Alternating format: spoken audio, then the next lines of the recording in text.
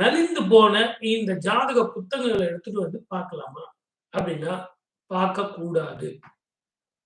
ஏன்னா, ஒரு ஜாதகத்த நீங்க குருகிட்ட குடுக்கும்போதே, அது கண்ணாடி மாரி ரொம்ப தெளிவா இருக்கணும். எதிர்காலத்த கடந்த காலம், நிகழ்காலம், எதிர்காலம் இந்த 3 காலத்தையும் உங்களுக்கு காட்டக்கூடிய ஒரு கண்ணாடியாக அது இருக்கணும். அந்த கண்ணாடி வந்து இப்படி இருந்தா நல்லா இருக்குமா? படிக்கிற குருவுக்கு எப்படி இருக்கும்? கவனம் சிதஞ்சு போகுங்க. வேற எங்கேயோ கவனம் போயிடும். இது இப்படி இருக்கே, அது அப்படி இருக்கே, லக்னம் இங்க இருக்கா, ராசி என்ன, நட்சத்திரம் என்ன அப்படின்னு ஒரு சந்தேகத்திலேயே கணக்கு போட வேண்டிய ஒரு சூழ்நிலையாக இருக்கும். இதையெல்லாம் விட்டுட்டு ரொம்ப தெளிவா நீங்க ஜம்முன்னு ஒரு ஜாதக புக்கு அது நலிஞ்சு போச்சு, கிழிஞ்சு போச்சு அப்படின்னா புதுசு நீங்க எழுதித்தான் ஆகணும்.